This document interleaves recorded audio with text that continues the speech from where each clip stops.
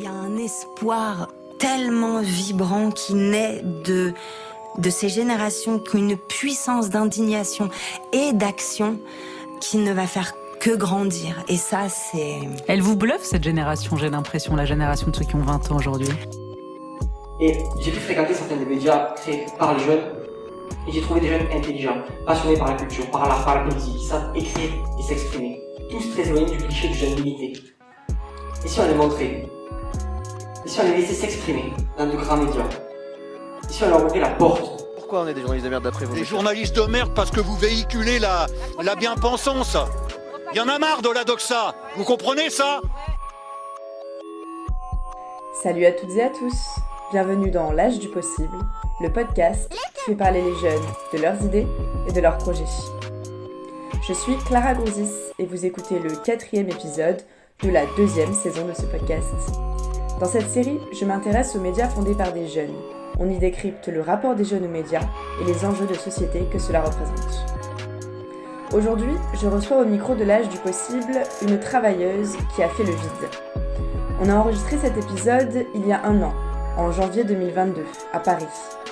Et je n'avais jamais vraiment pris le temps de le monter. S'il y a des auditeurs fidèles, vous le savez, j'ai dû mettre en pause le podcast pour me concentrer sur mes études.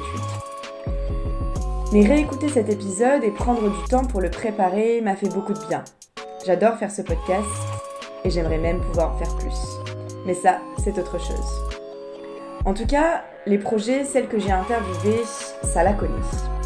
Jasmine Manet a cofondé en 2020 le média Vocation, essentiellement un podcast, justement, dans lequel on parle travail.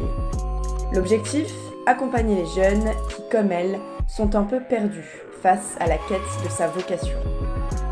Jasmine prend du recul sur la place qu'on donne au travail dans notre société et sur la pression qui pèse sur les jeunes.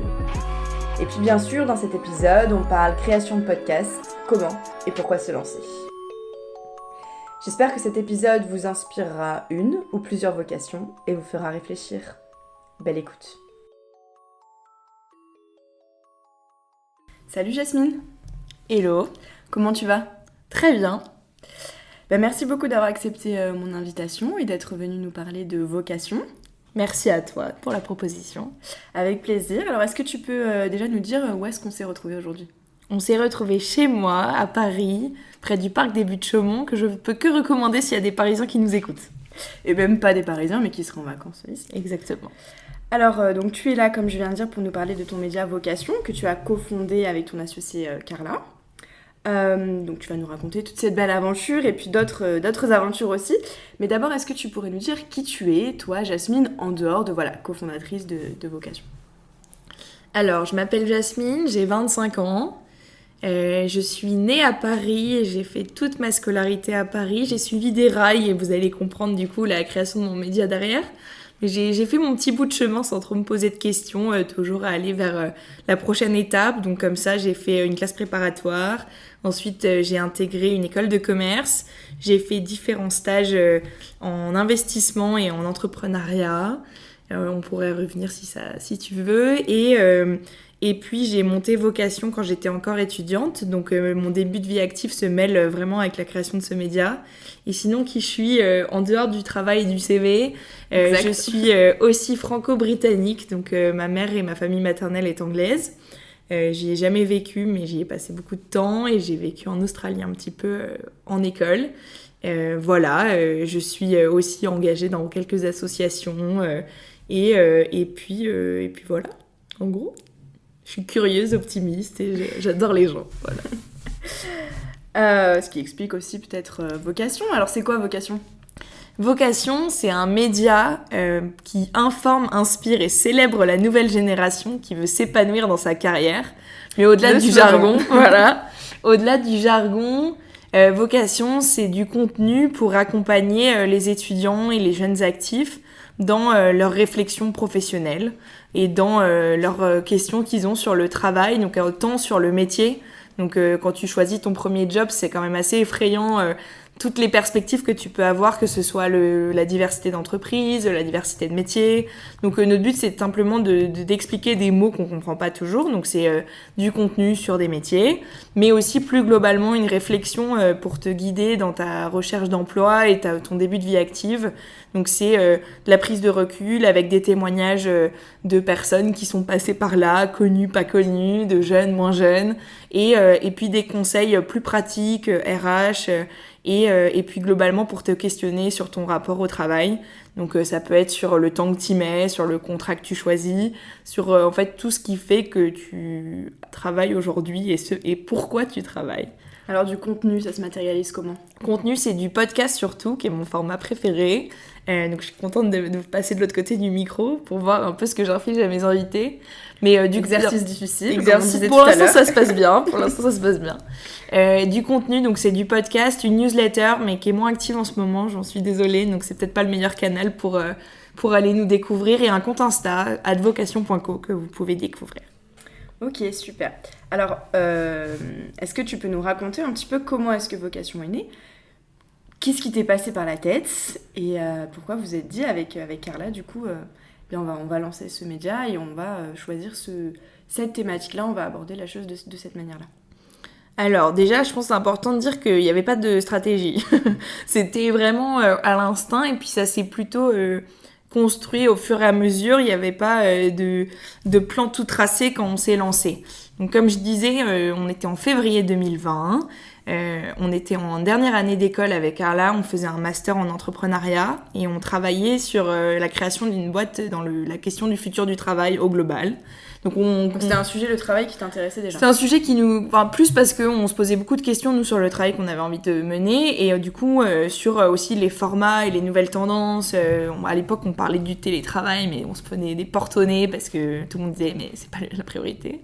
Bref, et du coup, on bossait sur le sujet, on rencontrait beaucoup de gens pour monter les premières briques de notre boîte. Et puis, on se disait quand même, si ça débouche sur rien, parce que c'était dans le cadre de notre master, on disait si ça débouche sur rien...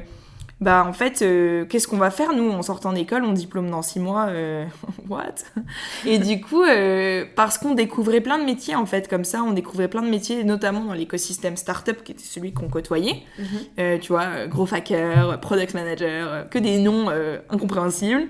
Et on se disait, en fait... ce qui marche, c'est quand on parle à des gens de leur taf, et puis on va en faire un podcast parce qu'on kiffe le format, et puis ça pourra peut-être servir. À l'époque, on se disait nos potes de promo qui sont paumés. et du coup, on a mené comme ça nos premiers podcasts. J'ai appelé mon ancien boss, premier épisode, VC, hop, dans la boîte. On avait un portable, tu vois, on n'avait pas de micro comme toi, on avait un vieux portable qu'on mettait sur la table. Vraiment, il y avait zéro réflexion, que du kiff. Et puis, premier épisode, du coup, on a trouvé d'autres métiers ensuite. Et arrive le confinement. Et là, qu'est-ce qui se passe ?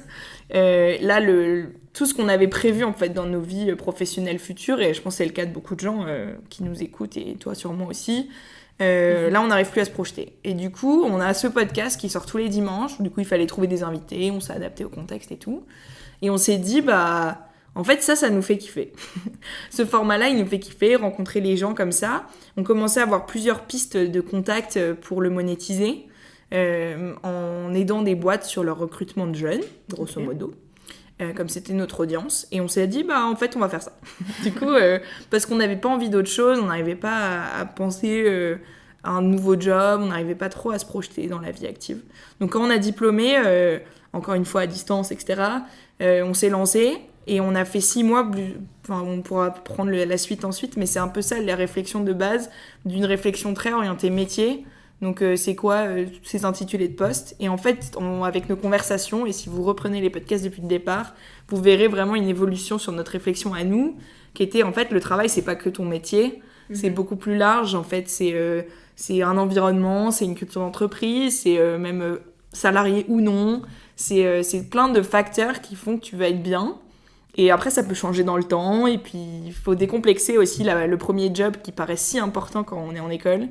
Et du coup, petit à petit, on avait fait évoluer nos contenus. Et nous, on a grandi avec. Et on pourra en venir après. Mais nous, en tant qu'entrepreneurs, mais aussi en tant que personne. Bon, on peut y revenir tout de suite. Hein. tu peux nous dire qu'est-ce que toi ça t'a apporté, comment tu as évolué avec ce projet sur lequel tu as bossé pendant très longtemps, donc pendant plus d'1 an tu étais sur ce projet et en freelance. Et là, il n'y a pas longtemps, les choses ont changé. Les choses ont changé. Et tout ça, c'est aussi le résultat de De ce que t'as vocation. fait avec vocation. donc, Exactement.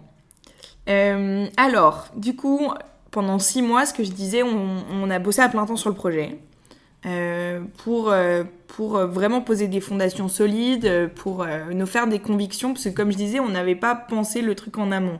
Donc c'est un peu en avançant, on se disait ok, mais où est-ce qu'on va, c'est quoi notre ligne éditoriale, c'est quoi notre mission, c'est quoi notre public, on a fait un peu tout le travail derrière.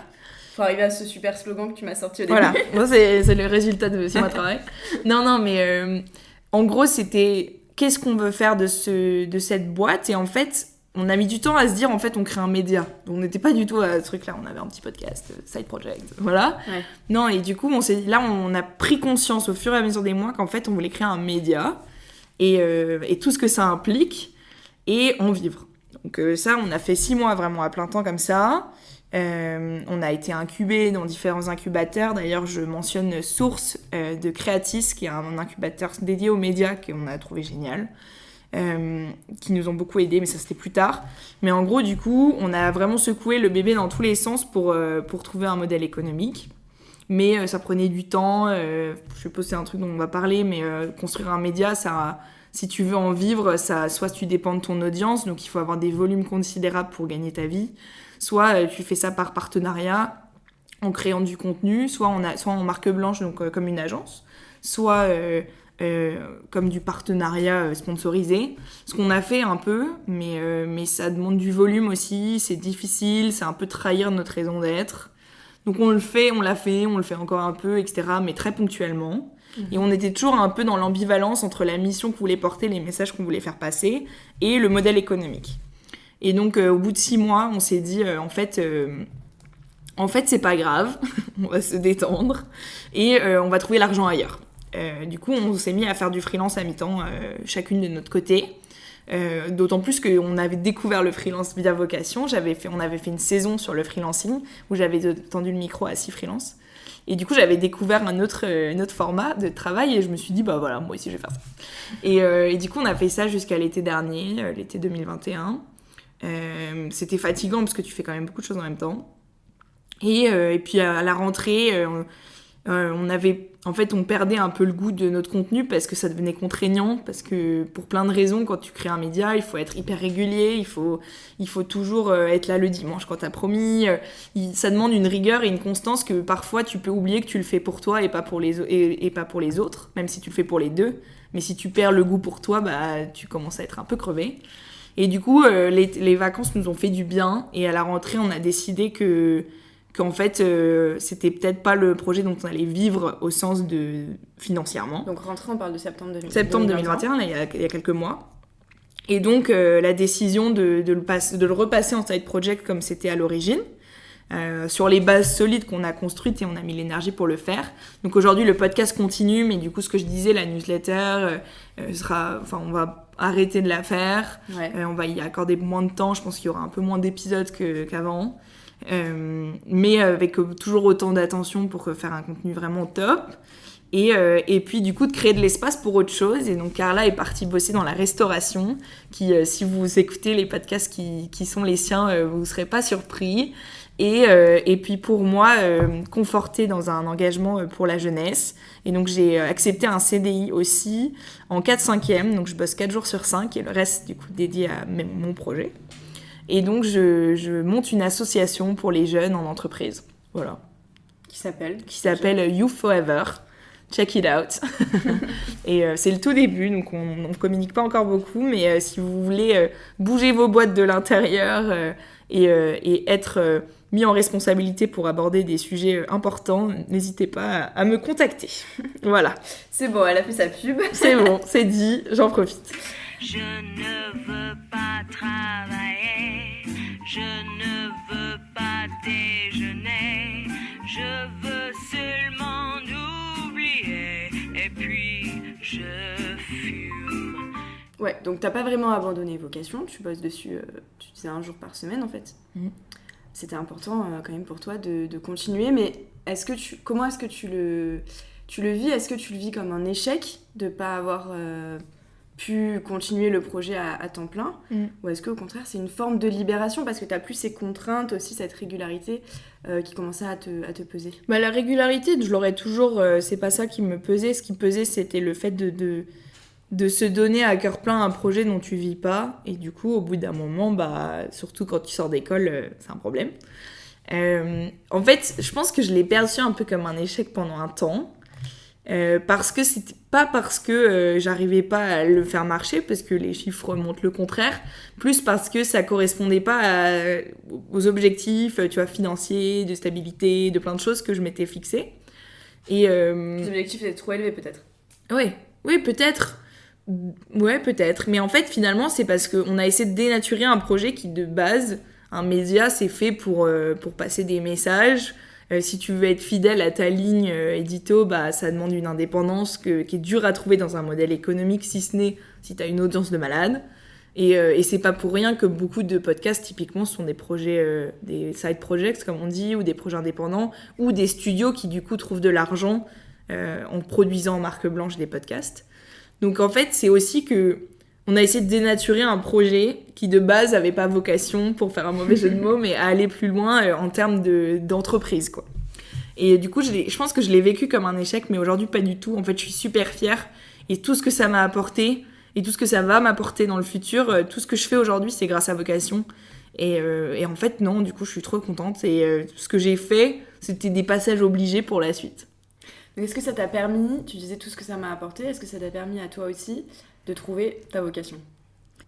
Alors, déjà, je pense qu'il n'y a pas une vocation, mais plusieurs vocations, et qu'en fait, je pourrais faire plein de trucs différents, et j'aimerais trop ce que je fais. J'en ai choisi une voie particulière, qui était un peu la suite logique des choses, et c'est en créant du vide, là, comme je t'ai expliqué, en passant moins de temps sur Vocation, j'ai créé du vide, et donc la place pour d'autres choses, et j'ai suivi mes intuitions, et du coup, j'ai commencé ce job qui, pour l'instant, ça fait 2 mois et demi, je suis trop contente. Du coup, je pense que ça m'a mis sur la bonne voie, et en fait, ça m'a surtout permis, en tendant le micro et en posant ces mêmes questions aux gens que j'interviewe, de me poser juste les bonnes questions qui sont pourquoi je fais ça? Est-ce que je sais pourquoi j'ai fait ce choix? Est-ce que je suis contente de me lever le matin? Est-ce que y a pas quelque chose que je peux changer dans mon quotidien, que ce soit perso, pro, side project, n'importe quoi, qui me permettrait d'aller chercher quelque chose qui me manque aujourd'hui? Par exemple, moi j'adore rencontrer des gens, donc le podcast me permet de le faire, mais quand j'en faisais moins, bah, ça me manquait, et du coup, comment est-ce que je peux aller retrouver ça? Et du coup, petit à petit, en fait, je commence à voir les fondamentaux de trucs qui me rendent heureuse, et j'essaye d'en faire un peu ma tambouille pour que ce soit mon quotidien. Voilà. Donc plutôt oui. Ok. Pour revenir un petit peu sur le business model, sur le modèle économique, parce que tu disais que c'était un des enjeux, notamment quand on fonde un média, pour rester fidèle à sa ligne éditoriale et pas se trahir, comme tu l'as dit. Comment est-ce qu'on peut faire? Quel regard tu as, toi, après avoir bossé là-dessus pendant plus d'1 an, et est-ce que tu penses qu'on peut trouver une solution? Alors, clairement, je pense qu'il faut juste savoir, si tu montes un média, il faut savoir déjà, comme toute boîte, il faut que tu te fixes des objectifs et des contraintes en fait, il te faut combien pour vivre, à quelle échéance, quels sont tes frais, tu vois, en fonction des gens, c'est très différent. Surtout si tu le fais à plusieurs, il faut bien s'aligner. Et du coup, il y a plein de façons de gagner ta vie. Donc, quand tu te lances, soit tu te lances à plein temps, et là, il faut que tu aies vraiment des échéances, comme nous, on l'a fait, de savoir quand est-ce que tu auras besoin d'argent, et du coup, comment tu modules ton média pour aller chercher de l'argent. Soit avec une activité d'agence derrière, il y a plein d'exemples. Soit tu commences à côté d'autres choses, et donc la question financière, elle est, entre guillemets, oubliée pendant un temps parce que t'as un job, parce que plein de choses. Et dans ce cas-là, moi, je suis tout pour que les créateurs de contenu soient payés. Parce que c'est un travail comme un autre, et ils méritent... c'est pas des choses qu'on fait gratuitement, c'est du temps, c'est souvent des investissements. Et donc là, il y a plein de façons de le faire, et donc ça dépend des médias que tu crées. Sur les modèles de newsletter, typiquement, il y a plein de façons de te rémunérer beaucoup plus simplement. Ce qui est dur avec le podcast, et je te l'apprends pas, mais c'est d'avoir le lien avec tes auditeurs. C'est pour ça que nous, à l'origine, on avait créé un Insta, c'est pour pouvoir parler aux gens qui nous écoutent. Et alors que le podcast, en fait, tu recrées une relation intime par nature. C'était dans les oreilles, voilà, je vous fais rire ou pas. Et puis tu connais la voix de la personne, mais t'as pas la relation directe avec elle. Et donc c'est très dur après de lui dire, en fait, paye-moi pour ce que je fais. Ou que tu cherches quelqu'un d'autre qui va payer, donc une boîte qui fait de la pub au début, et donc pardonnez tous ceux qui mettent de la pub dans leur contenu, c'est comme ça qu'ils en vivent, ou parce que vous faites des contenus ensemble, et nous c'est ce qu'on a fait, et on a trop kiffé, mais c'est plus du supplément, et donc en fait il faut juste que tu vois le temps que tu y mets, l'énergie que ça te met, est-ce que toi tu vas y chercher, est-ce que finalement c'est pour en vivre, ou est-ce que c'est pour rencontrer plein de gens, faire ton réseau, penser à autre chose, creuser une passion, enfin ça peut être tout n'importe quoi. Mais du coup, si la brique financière est importante, bah, tu vas trouver des moyens, et moi, je suis tout pour que tu les trouves. Du coup, tu nous disais, tu es engagée pour la jeunesse, on va le dire comme ça. C'est aussi l'objet de vocation, et puis c'est aussi ton job maintenant, 4 jours sur 5. C'est ça. Et donc, toi, tu t'es confrontée en tant que jeune à certains problèmes vis-à-vis du travail. Et dans un article que tu as publié sur LinkedIn, tu fais un petit inventaire des problématiques auxquelles, selon toi, sont confrontés les jeunes vis-à-vis du travail. Donc, je te cite, le problème de trouver du sens dans son travail, d'avoir peur de choisir une voie pour le reste de sa vie, et puis la dramatisation du premier CDI, tu pourras nous en parler. Il y a aussi la pression financière, la difficulté à mener sa recherche, le fait que c'est long aussi. Et puis la question de la légitimité et de l'influence des environnements. Donc, tu peux revenir sur ces problématiques si tu veux, mais moi, ma question, c'est surtout quelles sont les solutions justement pour solutionner ces problèmes auxquels sont confrontés les jeunes quand ils pensent ou quand ils cherchent du travail. C'est un vaste sujet et je change d'avis tout le temps. Enfin, en tout cas, non, je change pas d'avis, mais j'enrichis ma réflexion et j'ouvre mon esprit. Je pense que, par nature, tous ceux qui nous écoutent, on a grandi dans un type de famille qui a un tel ou type vision de la réussite. On a fait une école ou des études qui confortent ou non ce chemin-là, qui ont des exemples de réussite qui mettent beaucoup en avant. Donc moi j'ai fait une école de commerce, c'était beaucoup la finance, le marketing, le conseil, donc des grosses familles de métiers qui en fait quand tu creuses c'est jamais la même chose d'une boîte à l'autre, mais ça te fait des familles où t'as l'impression que c'est ça qu'il faut faire pour que ce soit la suite logique dans une vie où t'as toujours suivi la marche d'après, t'as dû faire des choix d'études etc, mais globalement c'était assez logique. Ouais, mais finalement c'est des concepts qui sont assez flous quand tu dis le marketing. Non, et du coup t'arrives là et et tu sais pas. Tu sais pas, soit tu t'avances et tu verras plus tard, soit t'es troublé comme moi. Et déjà, je pense qu'il faut pas se mettre trop la pression. Moi, j'ai beaucoup parlé du travail comme moyen de s'épanouir, etc. En fait, c'est pas grave si le travail, c'est pas là où tu trouves ton kiff, déjà.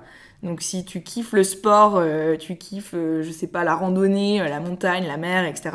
Enfin, moi, créer les conditions pour que tu puisses faire ce que tu kiffes. C'est peut-être via un travail. Si ça l'est pas, prends pas un job qui va te faire finir à 23h tous les soirs et où tu pourras pas aller voir tes potes si t'as besoin de voir tes potes.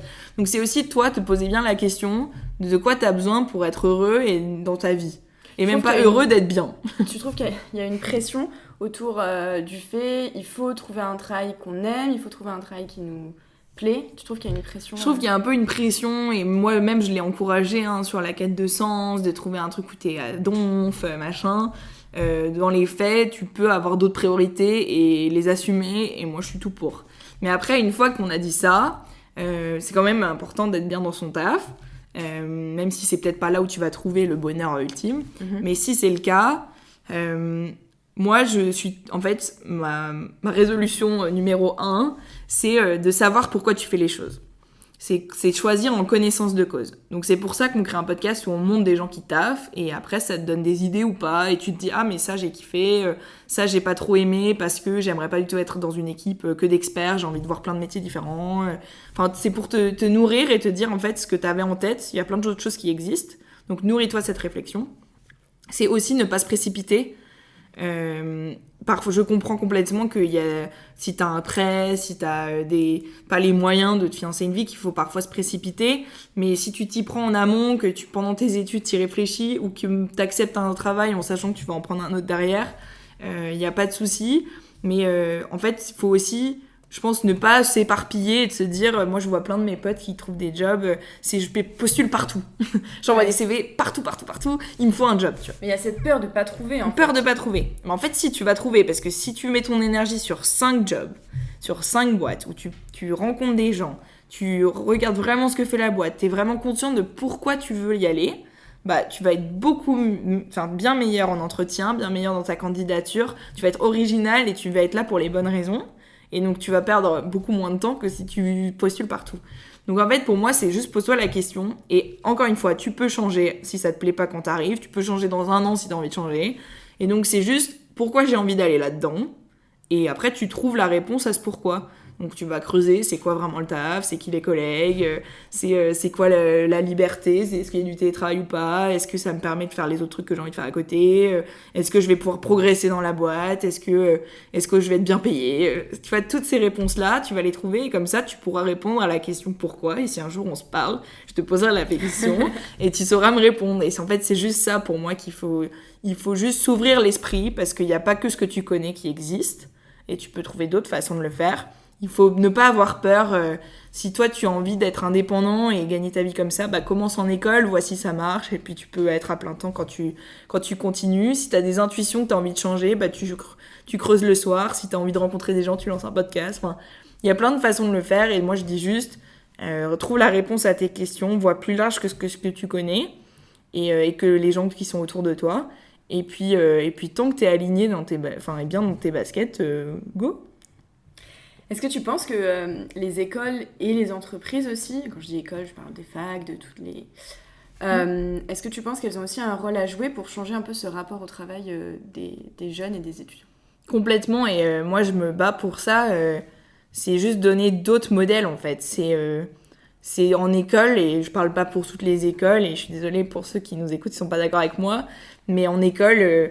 soit tu vois des alumni qui ont réussi, entre guillemets, dans les notions de réussite traditionnelles, donc des gens qui sont très éloignés de toi, en fait, qui ont souvent plus de 50 ans, qui ont tout un parcours, et en fait, c'est très dur de remonter le fil et de se dire, en fait, ce gars-là ou cette fille-là, à 25 ans, en sortie d'école, elle était comme ça. Ouais. Donc, en fait, c'est difficile de se projeter, donc ne crois pas tout ça. Fie-toi à des choses qui sont beaucoup plus proches de toi. Regarde les gens de tes assos qui sont un peu au-dessus. En entreprise, regarde que font les gens qui ont 3 ans de plus, etc. Et puis, vois aussi ce qu'ils ne montrent pas. Donc, il y a un rôle, clairement. Il y en a qui le font de mieux en mieux, mais ils pourront jamais avoir une vision exhaustive de tout. Donc, c'est à toi aussi de faire ton travail, quoi. Ces gens qui courent au grand galop, en auto, métro ou vélo, vont-ils voir un film rigolo? Mais non, ils vont à leur boulot. Le travail, c'est la santé. Rien faire, c'est la conserver. Les prisonniers du boulot font pas de vieux os.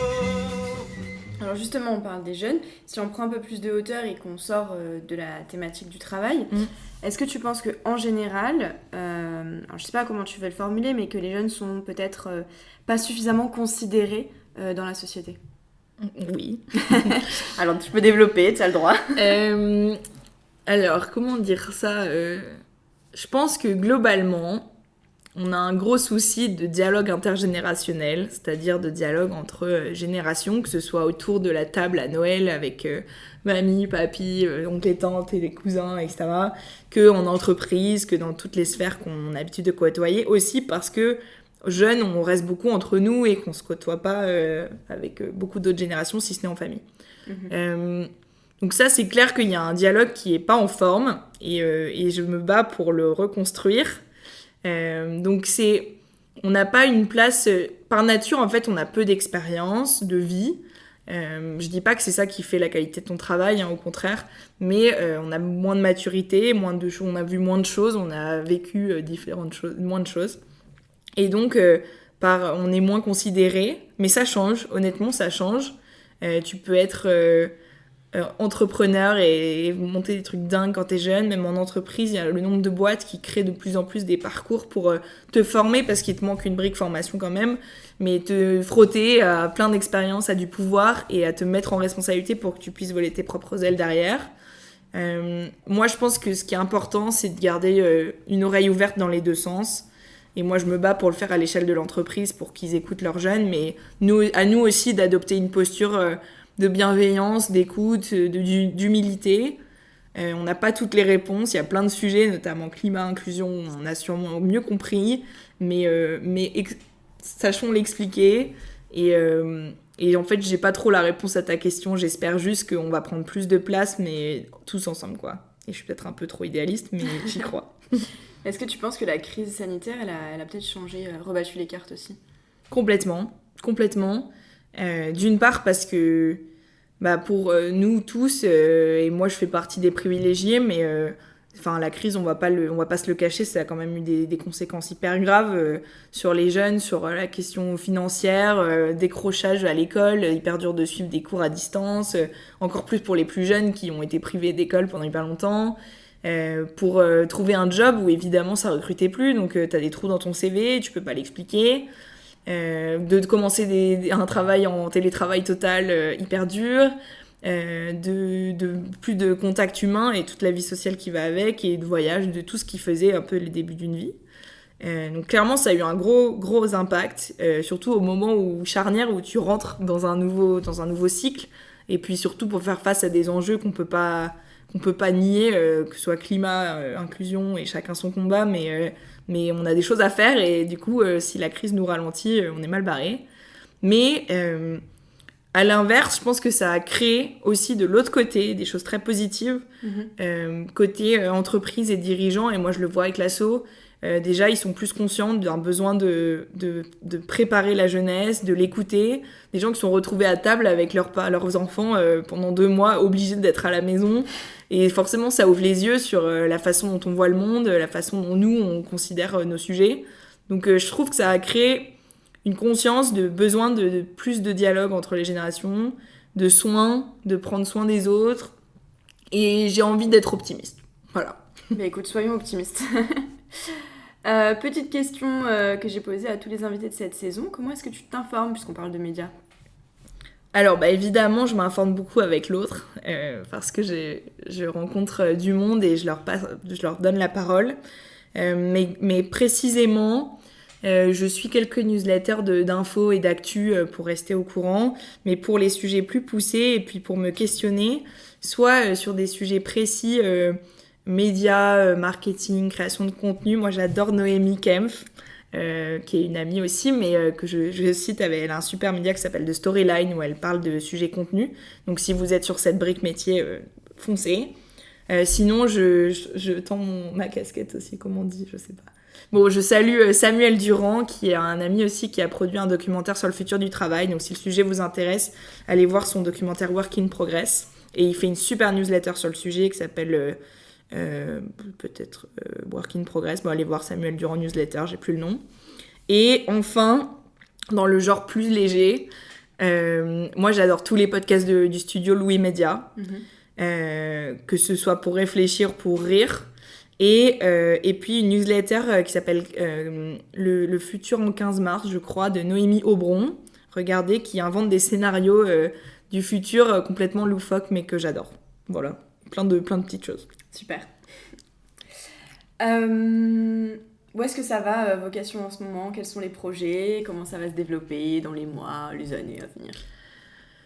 Déjà, une nouvelle saison de podcast qui se prépare. Et puis je vais m'arrêter là-dessus sur les projets, parce que comme je disais, c'est aussi une remise à niveau de se réapproprier le projet, de se projeter pour le futur et poser des bases solides.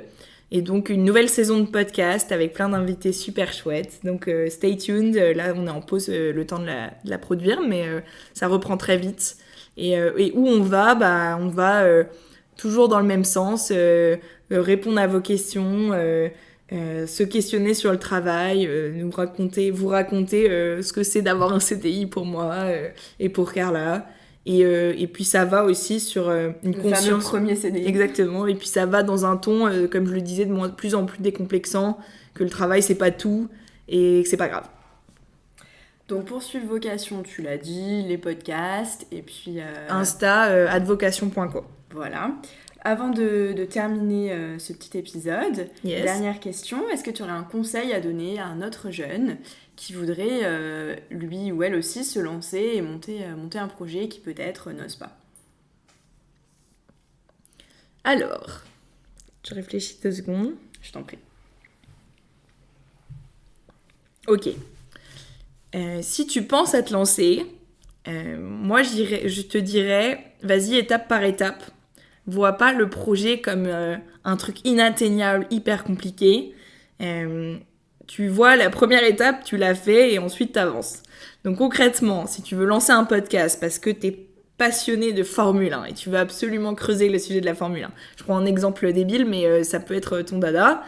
Ça peut bien marcher en ce Ça moment. peut bien marcher. Bah, en gros, tu fais étape par étape. Un podcast, c'est quoi? Bah, c'est un micro, t'achètes un micro, c'est des invités, tu vas faire ta petite liste d'invités, tu les contactes, tu parles pas trop de ton projet pour l'instant, tu fais tes interviews. Et en fait, comme ça, étape par étape, tu vas avoir un projet, un podcast qui tourne. Et donc moi, je dis, ne vois pas le truc, ne repousse pas à demain, juste lance-toi avec une première mini-étape qui est juste peut-être appuyer sur le bouton acheter sur le site de la Fnac. Mais grosso modo, te mets pas la pression. Pose-toi bien la question quand même de pourquoi tu le fais, et parce que c'est ça qui va faire que tu vas tenir dans le temps. Mais vas-y, fonce. Et ben voilà. Bah écoute, merci beaucoup Jasmine pour ce Merci à toi. échange. Et puis je te souhaite bonne continuation avec Vocation et puis avec ton CDI. Merci. Ils bossent 11 mois pour les vacances et sont crevés quand elles commencent. Un mois plus tard, ils sont costauds. Mais faut reprendre le boulot et tous ensemble là. Le travail c'est la santé. Rien faire c'est la conserver. Les prisonniers des boulots font pas de vieux os. Eh bien, Henri Salvador résume pas si mal cet épisode après tout. On se prend la tête pour le travail, mais bon, c'est comme pour le reste. Il suffit de trouver son équilibre plutôt que sa vocation. J'espère que cet épisode vous a plu et que vous allez continuer à écouter mon podcast. N'oubliez pas de vous abonner sur les réseaux sociaux et puis sur votre plateforme d'écoute préférée. Moi je vous dis à bientôt pour un nouvel épisode.